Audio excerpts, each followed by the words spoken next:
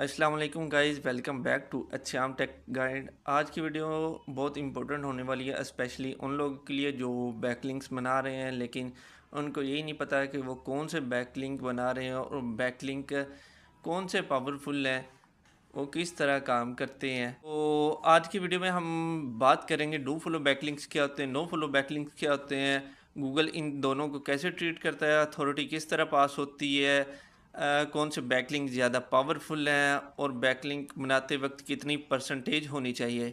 तो वीडियो को एंड तक ज़रूर देखिएगा। आज के बाद आप किसी भी बैकलिंक को इजीली चेक कर पाओगे कि वो आपको किस तरह अथॉरिटी पास कर रहा है, किस तरह आपको बूस्ट दे रहा है। Let's start the video.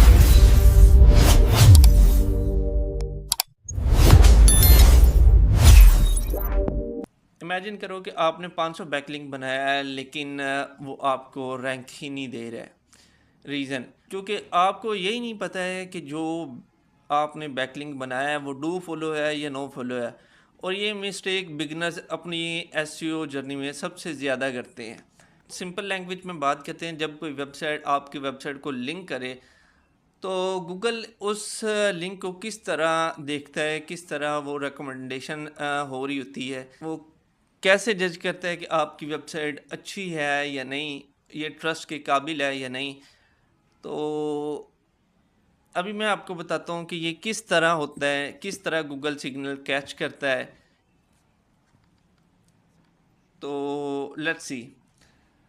Do follow जो बैकलिंक होते हैं ना, डू फॉलो बैकलिंक जो होते हैं वो सबसे ज़्यादा पावरफुल बैकलिंक माने जाती है एसईओ में, क्योंकि ये गूगल को अथॉरिटी पास करते हैं और लिंक जूस पार्सल कर रहे होते हैं, रैंकिंग को इम्प्रूव करते हैं और वेबसाइट की जो ट्रस्ट वैल्यू होती है ना उसको भी इंक्रीज़ करते हैं। अगर एक हाई डीए वाली वेबसाइट आपको डू फॉलो बैकलिंक दे ना तो उससे आपकी अथॉरिटी बूस्ट हो सकती है।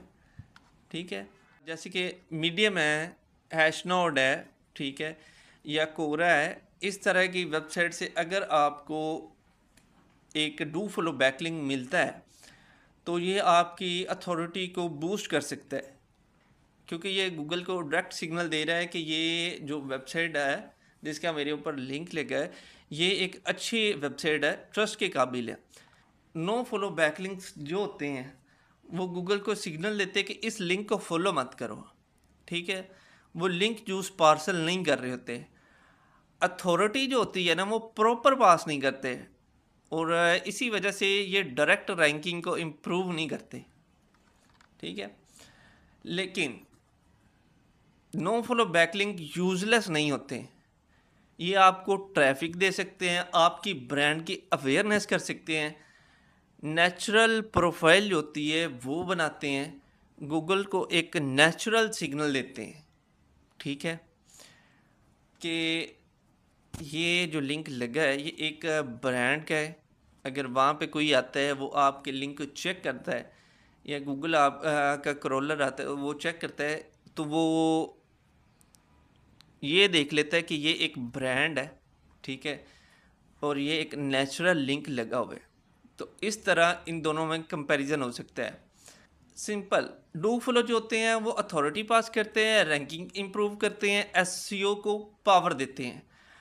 नो फॉलो जो होते हैं वो अथॉरिटी पास नहीं करते लेकिन ट्रस्ट और प्रोफाइल को ना नेचुरल बनाते हैं, वो आपको ट्रैफिक और ब्रांडिंग में हेल्प करते हैं।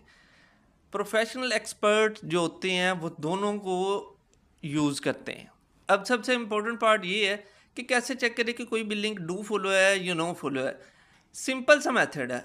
अगर आप कोई भी वेबसाइट ओपन करते हैं, अगर आपको किसी जगह पे लिंक नज़र आता है, वहाँ पे जाके आप राइट क्लिक करें और सबसे नीचे जाके इंस्पेक्ट पे क्लिक करें।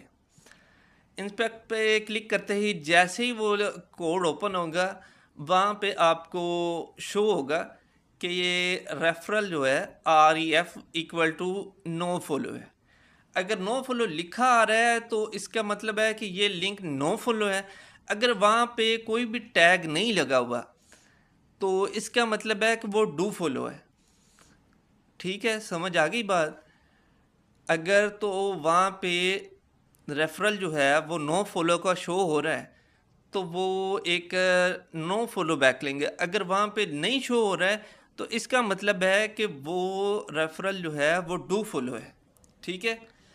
अब क्वेश्चन ये आता है कि बैकलिंक प्रोफाइल में कितने बैकलिंक डू फॉलो होने चाहिए और कितने बैकलिंक जो हैं वो नो फॉलो होने चाहिए।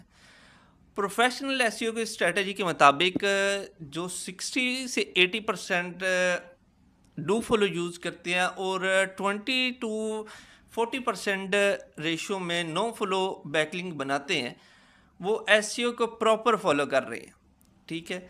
अगर आप सिर्फ और सिर्फ डू फॉलो बैकलिंक बनाएंगे तो गूगल जो है वो उसको फ़ौरन से चेक करेगा, ठीक है, कि ये सिर्फ और सिर्फ बैकलिंक डू फॉलो कैसे बनाई जा रहा है, सही है। और ये एक नेचुरल वे नहीं है। अगर आप डू फॉलो बैकलिंक लेते हैं या बनाते हैं तो इसकी वजह से भी आपकी वेबसाइट को पेनल्टी पड़ सकती है, पेनलाइज हो सकती है, या गूगल उसको डिटेक्ट में लेके आ सकते हैं। अगर आप नो फॉलो 20 टू 40% बना रहे हैं साथ, तो ये एक नेचुरल रेशो होगी जिसमें आप गूगल को एक अच्छा ट्रस्ट का सिग्नल दे रहे होंगे कि हम दोनों रेशो को एवरेज में लेके चल रहे हैं, हमारी जो वेबसाइट है ये एक ट्रस्ट के काबिल वेबसाइट है। इसी तरह सिर्फ बैकलिंक बनाना इम्पोर्टेंट नहीं है, इम्पोर्टेंट ये है कि अगर आप कोई भी बैकलिंक बनाते हैं आप उसका चेक करें कि DA क्या है, DR क्या है, स्पैम स्कोर क्या है, रेलिवेंसी क्या है, ट्रैफिक क्या है और बैकलिंक टाइप, ठीक है। अगर आप लो क्वालिटी के डू फॉलो बैकलिंक्स बनाओगे तो वो डैमेज भी कर सकते हैं, लेकिन high quality no follow backlink अगर एक भी बने तो वो गूगल को एक अच्छा सिग्नल दे देता है। तो गाइज आज आपने सीखा है डू फॉलो क्या आते हैं, नो फॉलो क्या आते हैं, डिफरेंस क्या है, गूगल इसको कैसे ट्रीट करता है और कैसे चेक करते हैं डू फॉलो और नो फॉलो किसी भी वेबसाइट पे किसी भी लिंक को। अगर आप एसईओ के बिगनर हैं और प्रोफेशनल बनना चाहते हैं तो चैनल को सब्सक्राइब कर लो। तो कोई भी क्वेश्चन है तो आप कमेंट सेक्शन में पूछ सकते हैं। अल्लाह हाफिज़।